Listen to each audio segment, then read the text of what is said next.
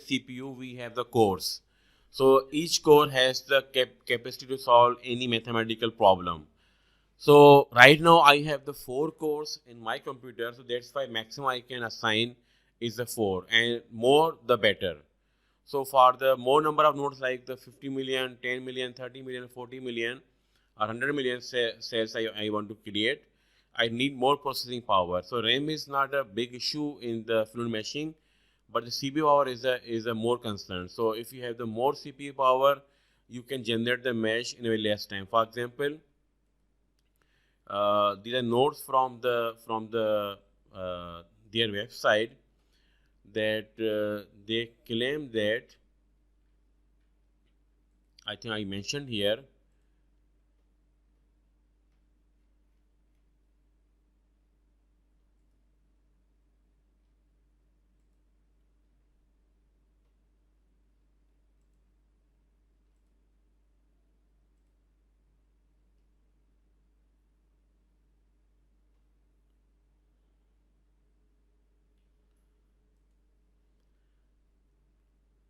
Okay, so they mentioned that the fluid meshing can generate the 10 million cells in a 1 minute on a 256 core machine. Means if there are 256 processing units, we can create the mesh in just 1 minute, 10 million cells.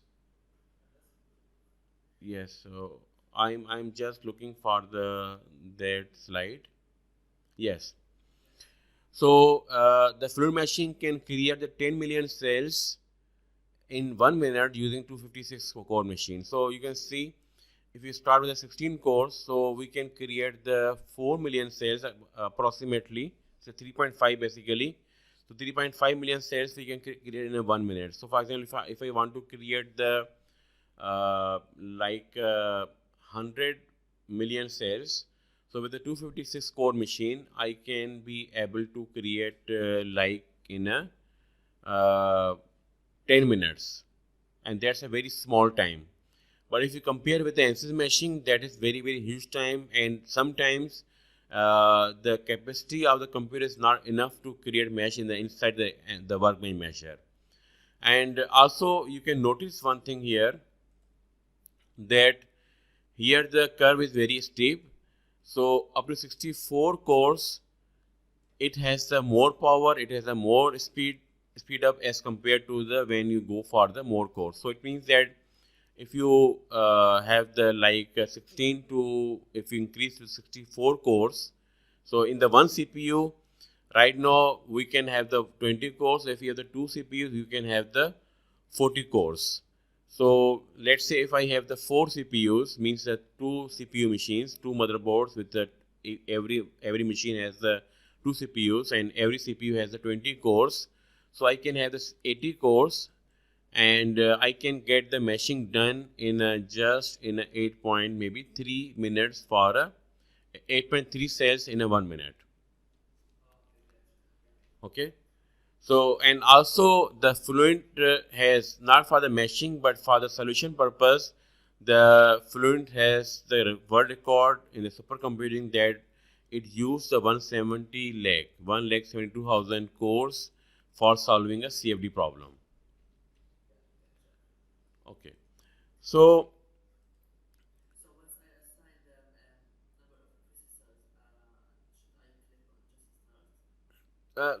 see, for that you have to go to the my computer, this computer or my computer, so this PC, and so you have to type on the search bar my computer or this computer, this PC, right click here and click on properties. So here, for example, here I have the processor which is i5-4570, and if you take the look on the specs of this this CPU, so it will tell you that the how many things or how many cores we have in the. Yes, same thing. So if you open Task Manager and go Performance, you can see that we have the, yes, we have the 4 cores for this CPU, and same specs you can also get from the Intel side. So I have the 4 cores right now in my computer, but if you have the 8 cores, or maybe if you have the some workstation, then you can use them as many as you like. Okay.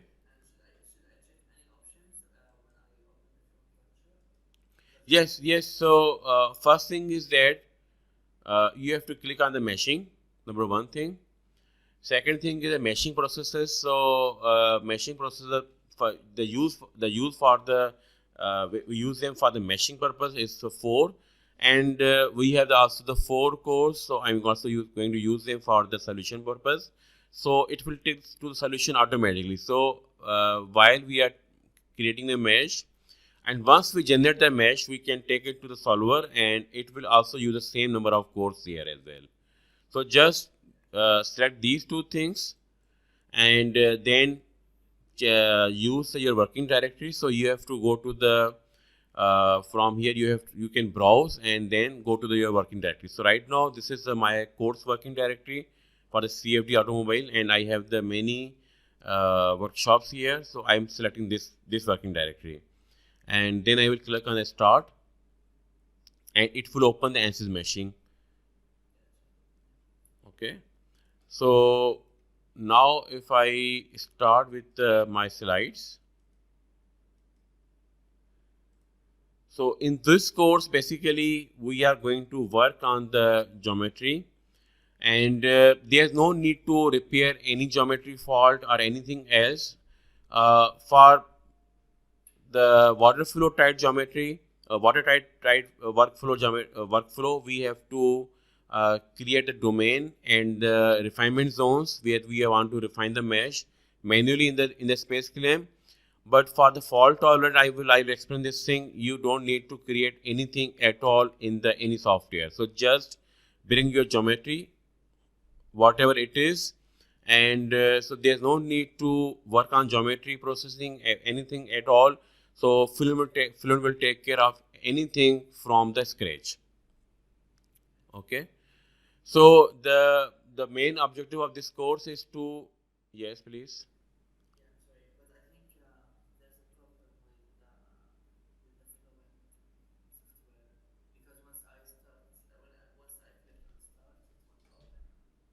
It will open. Can you share your screen? Okay. Now you can share your screen also.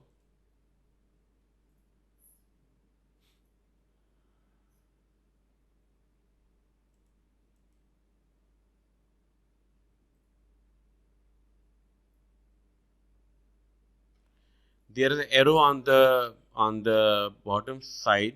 Yes, that's it. Now start the fluid meshing. So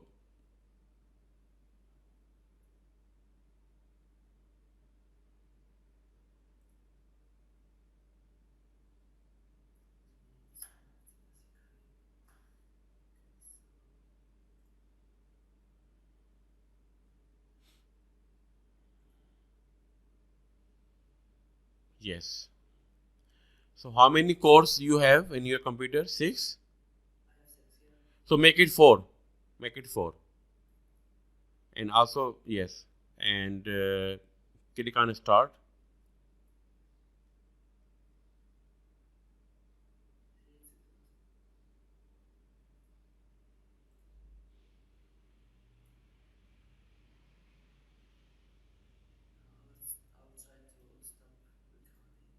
Okay.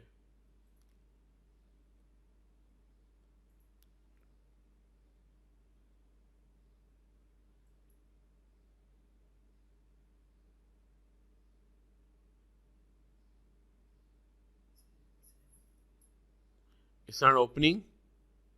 No, it opened like for a millisecond and then it closed. Can you check this thing after restarting? So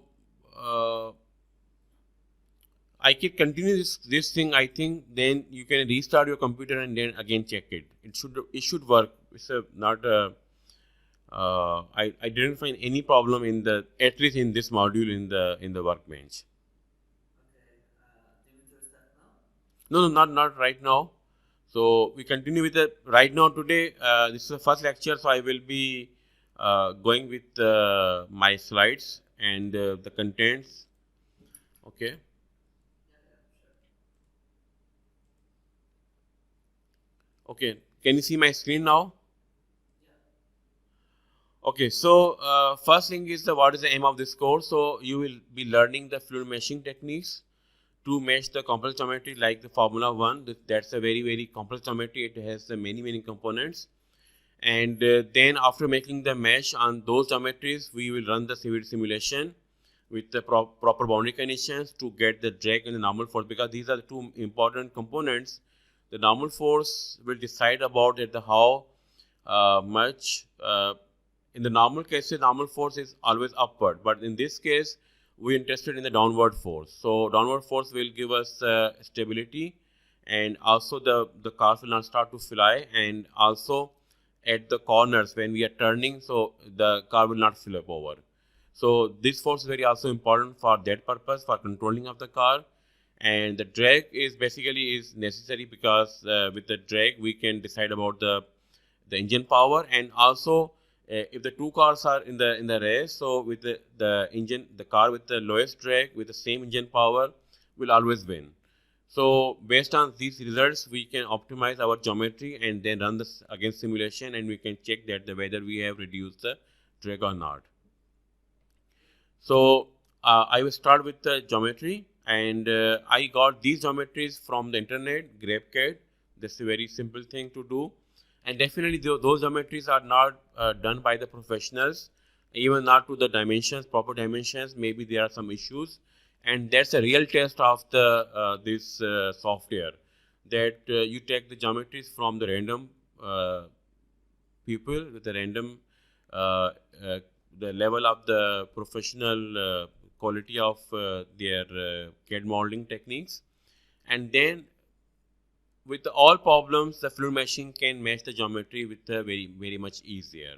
So now you can see here that the same geometry mesh was done in the fluid meshing, and you can see that how mesh is fine on the tires here, and coarser here, and more finer on the wings, and the less size on the unimportant areas. And also you can see the how mesh is gradually opening up, and with the more nodes towards around the geometry, and also in the wake region. And then finally, once we made the mesh, we run the solution, and this is the final solution I'm getting from the Fluent.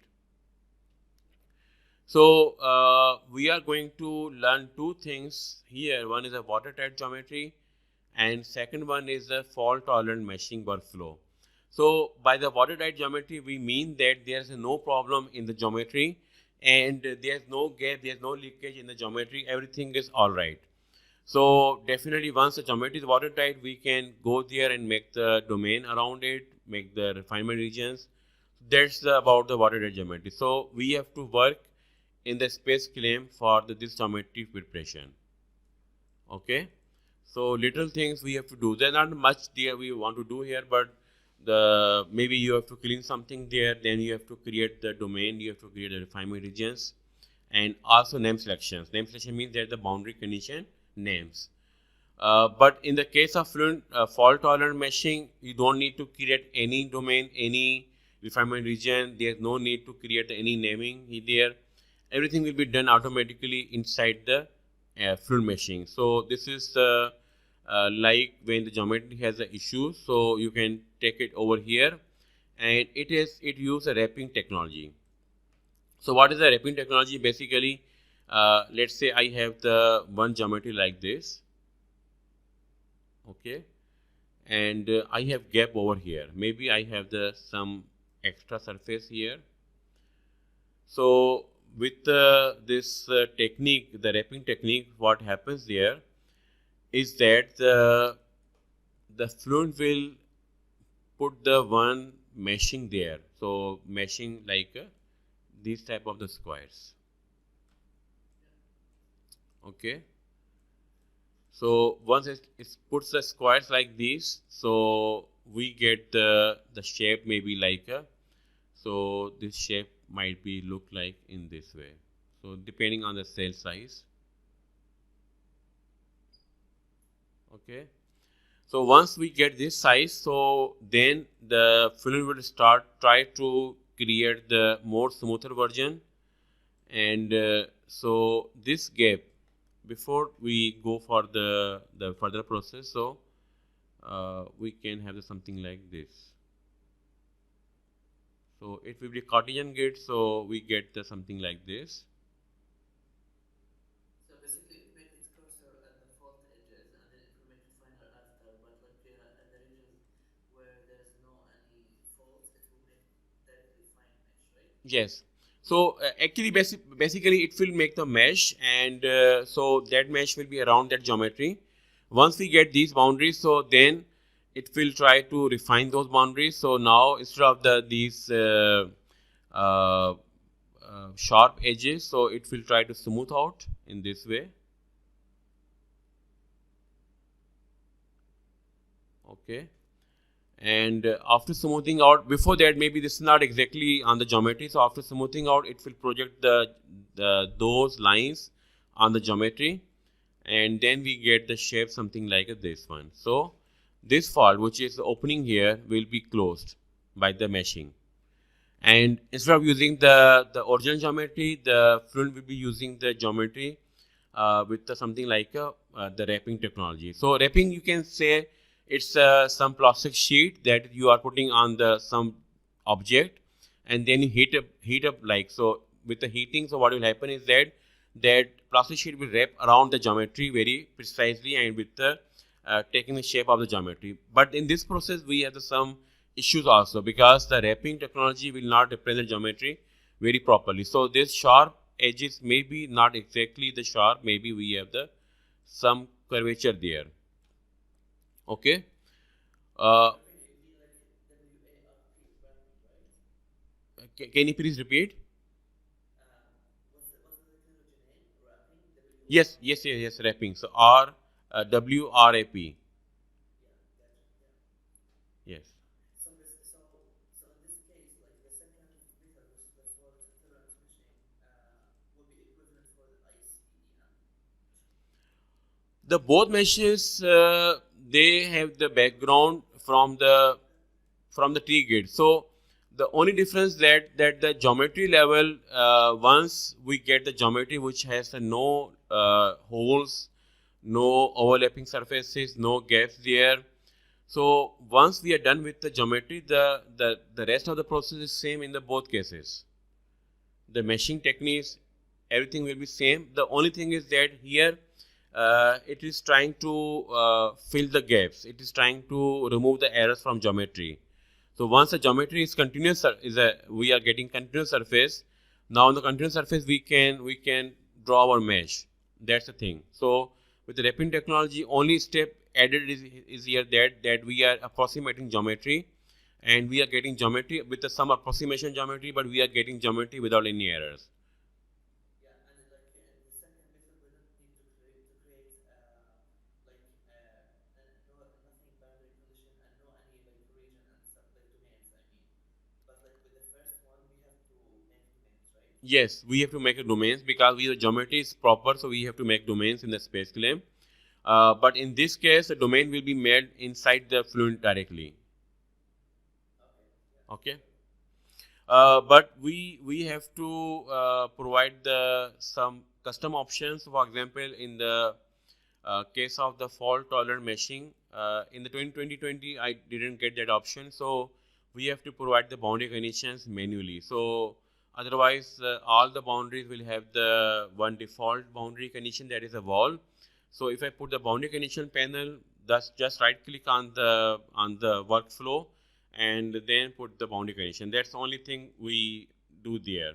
So in the watertight case, we have the boundary condition panel already there, because we are importing the geometry from some software, and we have provided the name for different boundaries. So we have those boundaries, and that's why it is also processing.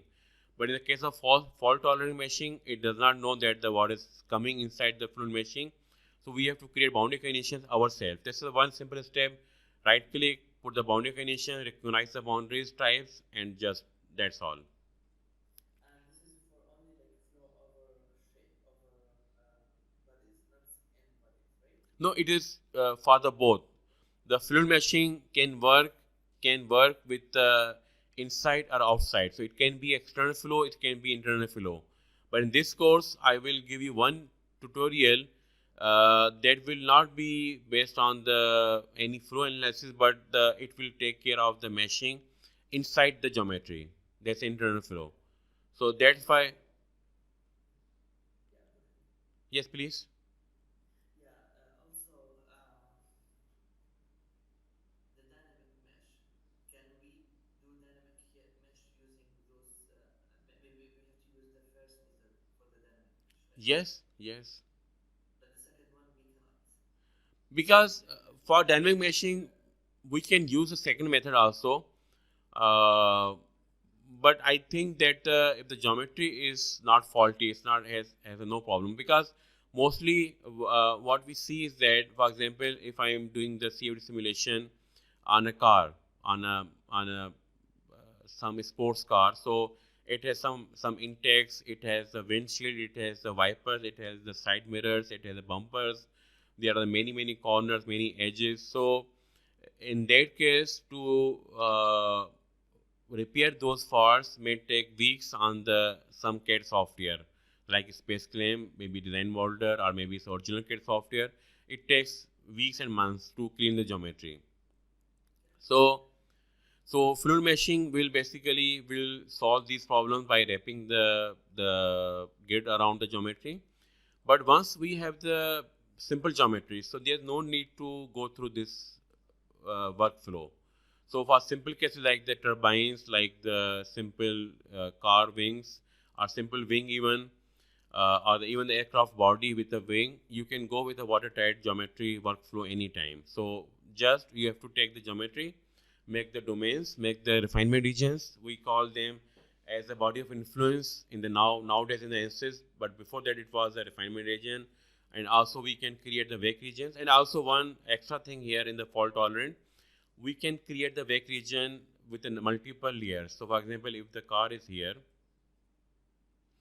and I know that the wake will be increasing in its size. So intensity will be decreasing as we go downstream, but its width will be increasing. So if the initially because of the wake is produced by these eddies behind the car, and they will start to grow in the size. So the strength will be reducing, but the size will be growing. So as we go behind, the size of these eddies will be increasing. So that's why what we can do is that it can create the multiple layers of the refinement regions.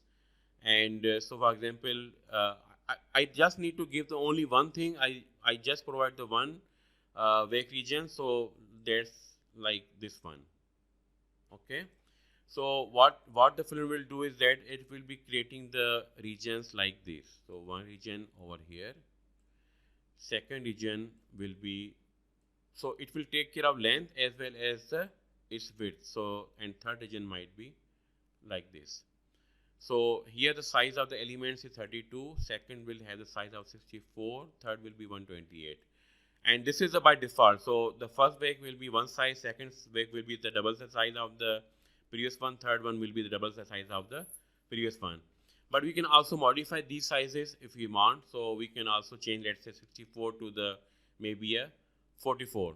So this is your choice, but this is what they provided automatically. And also you can control the width of the wake region. So you just have to create the one like we see in the red color, and the multiple regions will be created automatically by the fluid meshing when it will be making the mesh on the geometry. Okay, so these things we will do. So like putting the body of influence for the multiple wake regions, the custom boundary conditions inside the fault tolerant meshing, and also body of influence multiple wake. Also they are available with the fault tolerant meshing. And then once we are done with the meshing, we take the meshing mesh to the solver and solve the problem. And then finally we will be extracting results and post-processing those graphs, vector plots, line plots, contour plots inside the Fluent, or maybe we can take it to the Insight, or tech plot, or CFD post. Okay, so these are three contents we are going to work on in this course. So the first one is the introduction of the basic aerodynamics of the vehicles and the Formula One cars. Introduction to mesh types, the fluid meshing, and the technique which is used in the fluid meshing is the mosaic meshing. This is a new technology in the Fluent. It's not available in any other software. This is a mosaic meshing technology. And then finally, we are going to work on the workshops. So I defined the drag and lift coefficient. So the lift is any force which is normal to the incoming air direction. So in this case, the air is coming from the right to left and is parallel to the car. So its perpendicular direction is the left direction. And so in the aircrafts, basically we are interested in the lift. But in the case of the cars, we just want to keep the car stick to the road.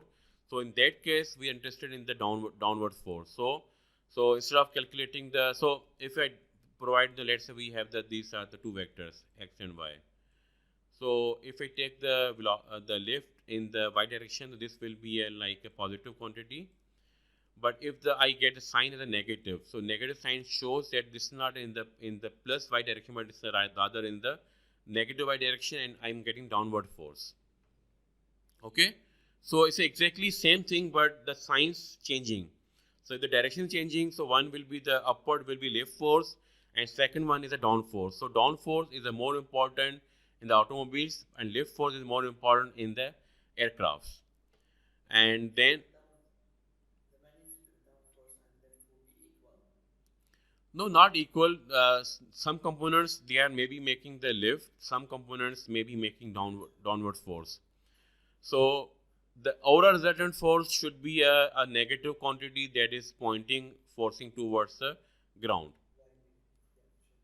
Okay, so some components will be making the maybe a upward force, but majority of components should be making the force downward.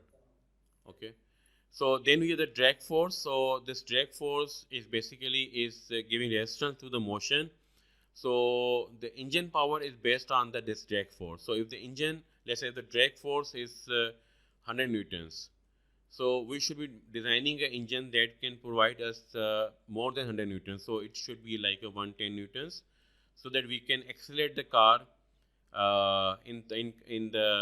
This drag is coming from the friction on the road and also from the incoming air. So it should overcome those forces and should go inside in the direction we want to move it in this car. So the always engine power should be always greater than the drag force.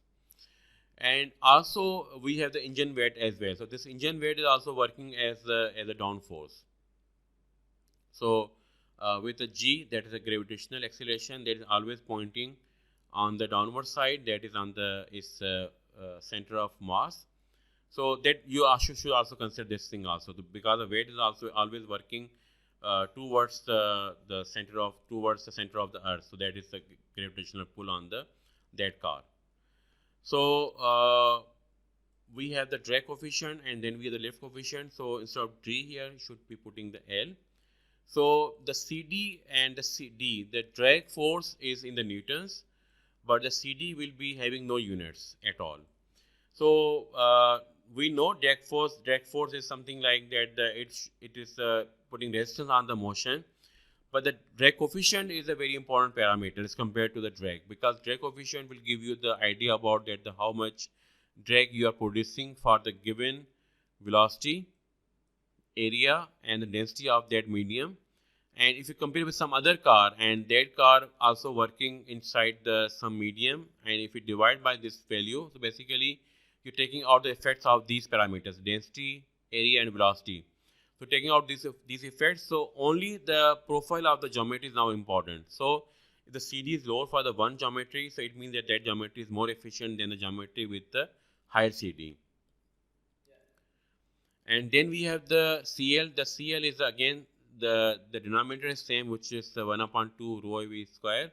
That is we have the the pressure, that is the something like that pressure energy into the area, which is going to give you the force. And then you divide by this L by this constant factor, you get again the CL. So CL again will tell you about how much efficient the wing is. But in the case of the cars, that's we want that downward force basically. Okay, so at the end of the day, the sign should be negative sign for CL, but the positive sign for the drag. Okay, so the CD is changing, like you can see the graph on the x-axis. We have the number of years, and on the vertical axis we have the CD. So starting with these very basic shapes in the 1900, that is the first Ford cars. I'm sure. I think they produced in the 1890 or something like that. So these very basic shapes, they have the drag coefficient of the around 1 to the 0.6. And also they have the low speed at those times. So with the speed increase, also we get the more drag. So you can see the drag coefficient was, but CD is something like we are taking care of the velocity as well. And as we go around, move around with the years, so you can see that now the cars, they have the drag coefficient in the range of maybe 0.2 to 0.3. Okay, so the drag coefficient. For regular car, not for racing, right? Yes. Okay, so now these are the forces on some generic car body. So we have the drag that is putting resistance to the motion. We have the thrust that is coming from the engine power, and we have the lift that is pointing upward. We have the downward force which is pointing downward. So you can see like this is how this is working. Okay. So lift is always upward and down force is always downward. Okay, so here is the especially the Formula 1 that we have the different components of the Formula 1 and their contribution in the aerodynamics. So we have the front wing, we have the rear wing, and these are two important components for making the drag and the downward force. And also we have the underbody, and at the end of the geometry, the underbody, we have the diffusers. So those diffusers are very, very important because with the proper shape of diffusers, so what is happening is that if the air is going here and when it's coming out, and same air also going down from the downside. So when it is coming out, it should be behaving properly. It shouldn't make the more weight there, because if I put the one body here and if I release the air from here, so this will make because flow is separated here, and this will make the low pressure zone here. So high pressure zone here, low pressure zone here. So we have the net force in the direction of the high force, high pressure. So that is your pressure drag. So pressure drag is coming from the wakes. So if you reduce the wakes, so and also in these bodies, because these are not the 100% aerodynamic shape. So their major drag is coming from the pressure forces. That is in terms of the wake. And there's a less contribution from the friction effects over the body of these shapes here. The front wing, the rear wing, and also this main body. So if you can reduce these forces, so these two things are contributing, and especially the bottom side of your car and the diffuser on the end of the geometry. So now we discuss about the one by one. So we have now we are talking about downward force, that is opposite to the lift. So the front wing assembly is contributing like 25 to 30%. So this is making the downward force, and it is contributing to the 30% force. But the front wing has a more function than the downward force. Basically, the front wing has many components. There are the front wing assembly, we have the vanes here, we have the different things here. And the function is that the flow should be flowing over the geometry, or maybe under the geometry, or outside of the geometry, but should not be going on the tires, because this will make the tires have the more drag. So this front wing has a more function just by if you take a look on the downward force, it is a very low as compared to the Fluent diffuser, but it's contributing more in terms of that it is making the flow cleaner for the downstream bodies. Then the front wheel, suspension and brake duct, they are contributing like in the negative side. And chassis and body, they are also putting the lift force basically. And here the Fluent diffuser, they are contributing like a 50% in terms of the downward force. So if you remove if you put the diffuser on some normal car, some good cars, basically you get the more, especially at the higher speeds, you can have the more control over especially on the turning. If you put the proper floor and the diffuser on the bottom of your car body. And then for the rear wheel, suspension and the brake duct, we have something like maybe 2% downward force. And then the rear wing also is contributing like 25 to 22% downward force. And in terms of the drag, the drag is higher, especially in the rear wing assembly. The rear wing assembly basically its function is to direct the air so that the bottom air from the diffuser, they should be behaving in a proper way, and we are getting extra downward force here. So with the more downward force, basically we are also getting the more drag. And because air is not much clean there, that's why we have the more contribution in terms of the drag value.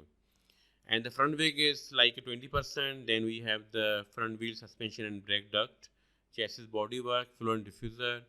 And so you can see that these two wings are getting the more drag. They are contributing more in the drag also.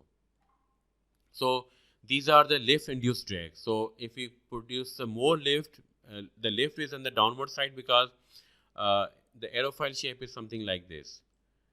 Okay, so if I make the aerofoil in this way, so basically instead of getting the upward force, I'm getting the downward force. So the shape of the wing is in such a way that the aerofoils are upside down. So instead of getting the forces on the upward side, we are getting forces on the downward side. And with those forces, basically we are also getting drag. So that is the induced drag because of those lift forces. This is the Negative camber airfoil, I think. yes, yes, Yeah. yes. So now, so definitely with the camber aerofoil, and if you put it upside down, it's a negative camber now. Yeah. Okay. So now we have this is the lift concept, and this is the downward force concept. So if you make this aerofoil upside down, we are getting the high pressure on the top side, low pressure on the downside, and definitely we are going to get the resultant downward force towards the ground. Okay, now I will discuss about the different mesh types, and because this is very important in the Fluent meshing, because Fluent is going to use all the elements while making the mesh.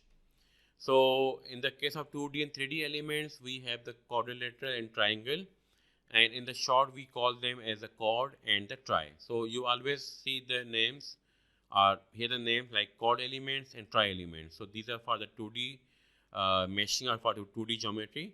The full names are quadrilateral and triangle, and quadrilateral may be of any shape. This may be a rectangle, this can be a square, this can be parallelogram, so but having the 4 sides and 4 angles. Okay, and 3D elements, we have the different shapes. So we have the tetrahedrons. Tetrahedrons is a combination of 4 triangles. We have the hexa elements. The hexa element is having the 6 sides, all sides having the square or rectangular shape. And so these are basically, if you put the 6 quadrilaterals in this fashion, you get the hexa element or hexahedron. So from hexahedron we have the hexa, and from tetrahedron we have the tetra. And prism is something like, if you take a look here, if I make the base instead of the rectangle as a triangle, so we have the triangle on the base, triangle on the top, and the 3 sides are of the rectangular shape. This is a prism. Okay, and then we have the pyramid. Pyramid basically is combination of the one base rectangle or square, and there are the 4 sides, and they have the triangular shape. So like it's a combination of the hexa element and tetra element. So the surrounding elements are tetra, and base is like a hexa element. And here you get the one corner point here. So every edge is converging to a single point. Okay, so you are aware of these pyramids in the the pyramids in the Egypt. Okay, then we have the general polyhedra. So you can have the multiple sides. So, for example, the prism has this is a triangular prism. This is, you can say, this is a hexa, the rectangular prism. So we can have the base shape like 5 sides penta. We can have the 6 sides on the base. This will be hexa, octa. So you can go on with the different shapes. So with the multiple edges, we can have the multiple sides also. So these are some polyhedra elements. So polyhedra elements, they have the multiple surfaces, they have the multiple edges, they have the multiple sides. So, and the benefit is that it can take the shape of any geometrical shape very easily as compared to hexa elements. Tetra elements are more, they can conform to geometry very easily. But with polyhedra elements, you can conform the geometry much easier. And they have the special purpose in the fluid meshing. Basically, they make the interconnection between the core elements, which are the hexa cores, hexa elements, hexahedron, and the bounded elements, which are the like prism elements. So it converts them. The prisms are converted into the polyprisms, means that the base shape can be of any type, not the triangle, not the rectangle. It can be of any shape. It can have the 6 sides, it can have the 8 sides. So those prisms, they are polyprisms. And prisms is something like that. We have the bottom and the top. The base and the top, they have some shape. This can be triangle, this can be the rectangle, this can be the penta, this can be hexa. But sides will always be the rectangles. Okay.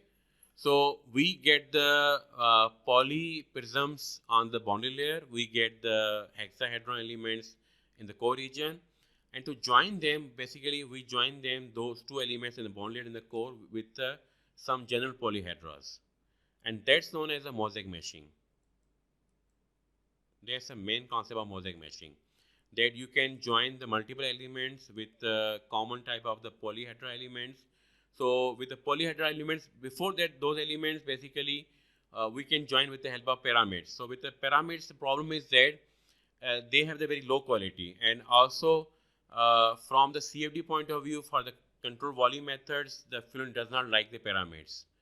So with the pyramids, the quality will be, solution quality will be very, very low. So we try to avoid, even we go for the low quality prisms, but we don't want to get the pyramids.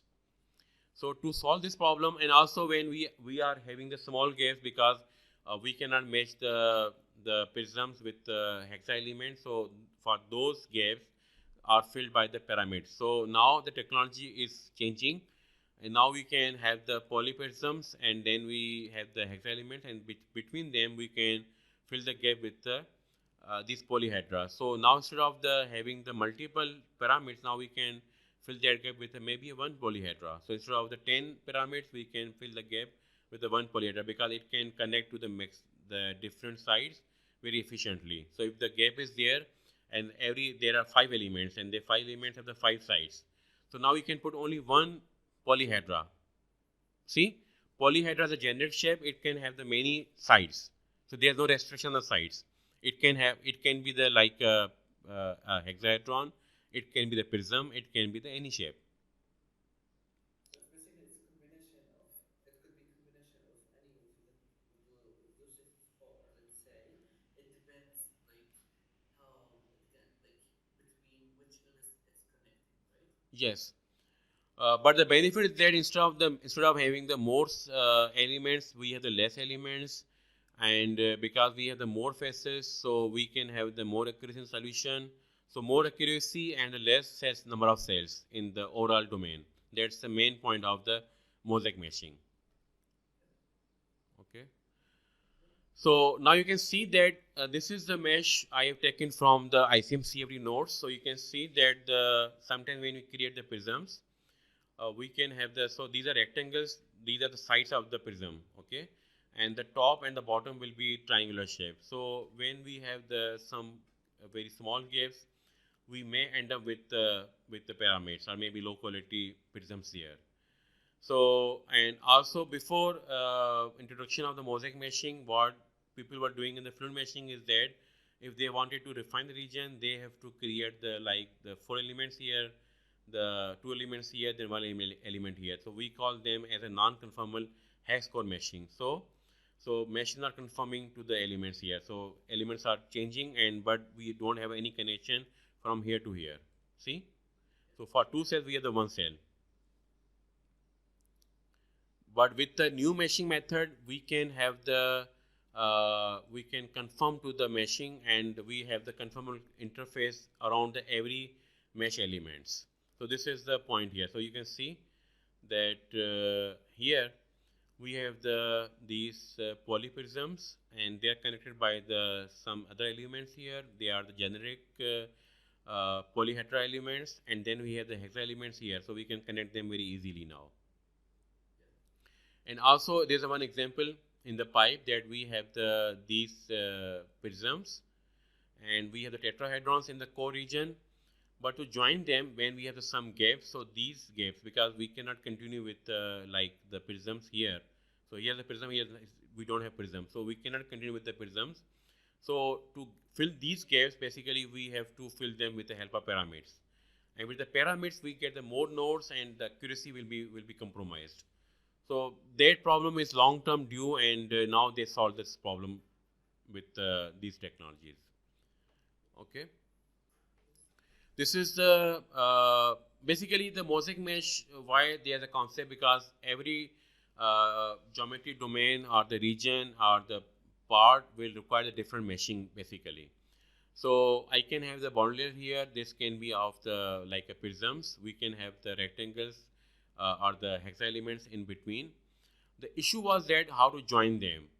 So now with the new technology, they join them with the help of the generic polyhedras, and so we can have these boundary layers without any errors. We can have the hexa elements. Hexa elements means that now we can create from 12 tetrahedrons, we can create only one hexa element. So we have the less count, and also the flow will be aligned with the meshing. So we have the more accuracy, and also solution time is less on the hexa elements compared to tetrahedron elements. So now we are getting more accuracy, we are getting less number of nodes or cells, and also we are getting the more speed in the solution because of two reasons. One is that the solution is now better. So with the better solution, we can get the good convergence, more speed, and with the less number of cells, we are also getting the more speed also as well. Okay, so we have the high quality mesh. We have the significant fewer cells than the triprisms, like traditional triprisms. We have, because of these two reasons, we have the fast solve time, and also we have the conformal connection between the different type of elements. Sometimes when we don't have the conformal meshing, we can have the errors in the solution as well. So here you can see the blue color shows these are the polyprisms, and the yellow color shows we have the hexa core or hexahedral elements. We call them the hexa core. We call them the hex core in the fluent meshing. Otherwise, these are hexahedral elements. So in the short, they are hexa. But in terms of the term used in the ICM CFD or in the fluent meshing, these are the hex core elements. And in the green color, we have the general type of the polyhedras which are connecting these two meshes. Okay. Okay. So this is the parallel capacity of the capability of the mosaic meshing in the Fluent. And if we compare these type of different type meshing, we can create tetrahedrons in the Fluent meshing. We can create the polyhedras. We can create only hex core. We can also create the polyhex core. So in the before 2020-22 release 1, we can only create polyhex core by default in the watertight geometry flow. But there was no option available for the Fluent fault tolerant. So it was a beta version. We can use it, but I experienced many issues here. But with the new version 2020 2022, you have the option to make the poly hex core in the both type of the meshing methods, like the Fluent fault tolerant and the watertight geometries.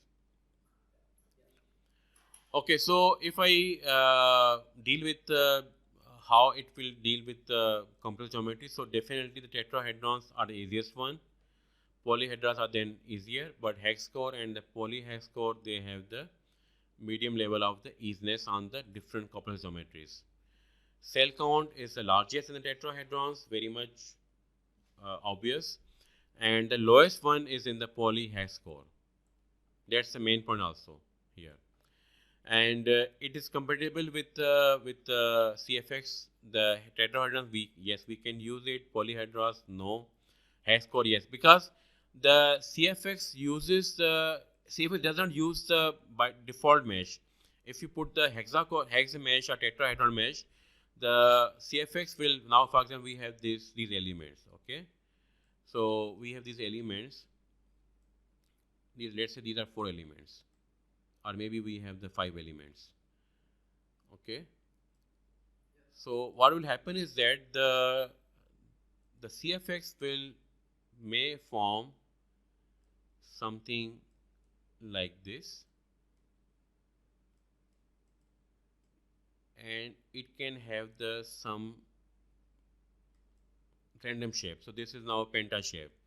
So by default, the CFX is using the tetrahedron elements or the hexa elements, and then it creates its own polyhedrons. So in the background, although you are inputting a mesh in the tetrahedrons, maybe prisms or maybe pyramids or maybe hexa elements, but in the background, the CFS is creating its own elements, and those elements are the poly type of elements. And that's why you know that it's a very known fact that the CFS can convert solution in a very less iteration than as compared to Fluent. Now, although now Fluent is almost at the par with the CFS, but still you can see the difference that CFS can solve the problem in the very less iterations. But now, if you go with the polyhex core, basically, you can have the less time, and its time will be compatible as the time you see in the CFX. Okay. In the hex core, you can do it, but you have to set the one setting in the volume meshing. When you create, I will show you, when you create volume meshing, you have to avoid the 1 to 8 octet transition. This should be turned on to yes. Okay. So you can see the meshing, surface meshing. This is tetrahedrons, and in the case of the polyhedrons, you can see these poly shapes. In the case of hex core, again you see the tetrahedrons, tetra elements on the surface, and polyhexors, again these are the these poly shapes on the surface. And inside we have the prism elements on the boundary layers and tetrahedron elements in the core. In the case of poly elements, we have the poly elements around everything. In the case of the hex row elements, we have these triangular, these prisms here, and in the middle we have the hex row elements, and also when we join them, maybe there are the pyramids which are forming there. And in the case of the polyhedron, hex core polyhedron, we have the poly prisms, we have the hex row elements, then we have the generic polyhedrons to connect these two meshes. Okay, so this is. So with this different type of meshes, like we will obtain results, but the results will vary, right? The accuracy of the result will vary depending on the type of the mesh that's used. Yes, for example, if we have the 1 million cells here, and if we create the 1 million cells in the tetrahedrons, the accuracy will be lower in this case. Now, to get the same accuracy, maybe we need the 13 million cells. Oh, okay, gotcha. Okay, because the important regions are not properly done, so for that we have to go for the more elements. And there's no like a general rule like which one is better. It depends on the problem, like the geometry and the boundary conditions, right? Yes. Gotcha. Okay, now we have some examples I'm just showing you. This is the polyhex core mesh of generic aircraft body. You can see the boundary resolution, also the resolution of the flow around the pylon and the wing, and also the vertical and the horizontal tail. This is the example of front wing of the Formula One. You can see the boundary layers forming there, and then the intermediate elements, which are the generic polyhedrons, and then we have the hex elements here, hex elements. This is the basically this is polyprism. We call them the polyprism because the shape vertically they have the rectangular shape, but on the surface we have the polyhedrons. That's why you call them the polyprisms. Okay, and But bit. how that's called hexa? Like I can see only four edges. Yes, it is just showing for the one side. This is just making one cut plane. I mean, like that third circle, like the most upper one. You say this hexa, right? This is hexa meshing. This is going throughout the whole wing length. So it's just right now it's only showing the one section plane, but this is how the mesh will be look like inside the whole geometry. Oh, okay, yeah, I get you.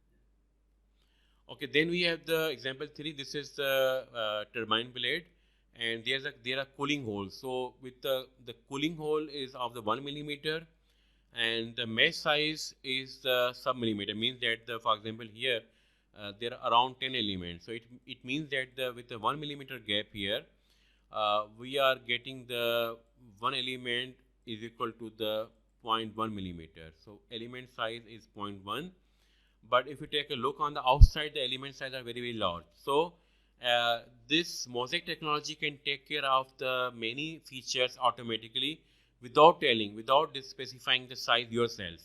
Otherwise, in the Fluent mesh, in the ICM CFD or in the ICM CFD take care of many things, but in the workbench meshing, you have to take care of these geometry zones yourself. But in the fluid meshing, you can just maybe if needed, maybe you can just create some body of influence that is a virtual region for the refinement, and you can get the very small elements. And they see the beauty of that, how they are joining with these small elements, and how they are transiting to the large elements. In the other meshing softwares, this is not possible. So either you end up with a very coarse mesh here. If you get the fine mesh, this will also affect the mesh in the other region. You get the very, very fine mesh overall. And will that region considered as solid or? No, there's a flow. There's a cold flow there. This is for cooling purpose. Yeah, okay. Okay, then we have this is the a balloon, and you can see that how the mesh is being formed. So this is there's a 1 to 8 core 8 hex core element jump around this interface here. So see that elements are very, very fine here, and across this boundary, the elements size is now increased by the 8. But transition between these two element sizes is very smooth. So this is conformal. There's no jump in the shape. So the transition is 100% conformal. Means that every mesh element is connected exactly with the other element. So this is the beauty of the hex core, the beauty of the polyhedra mesh. So we can create as many as faces in the polyhedras, and we can connect the both side of meshes very precisely and with the one-to-one connection. Okay, so I think this today's lecture is enough for the introduction purposes, and so we get the idea about this course. We get the idea about the what we can expect in the fluent meshing, and also we done with different type of meshing, why we need some particular meshing type, and also very basics of the aerodynamics of the vehicle aerodynamics. So tomorrow's class, we are going to learn about the workflow in the fluid meshing. There are two workflows I explained earlier. One is the watertight geometry with no error in the geometry. Second is the fault tolerant. Once we have some issues in the geometry like the gaps, there are many openings there for some other purposes. So the fluid will automatically close those openings automatically by itself. Okay.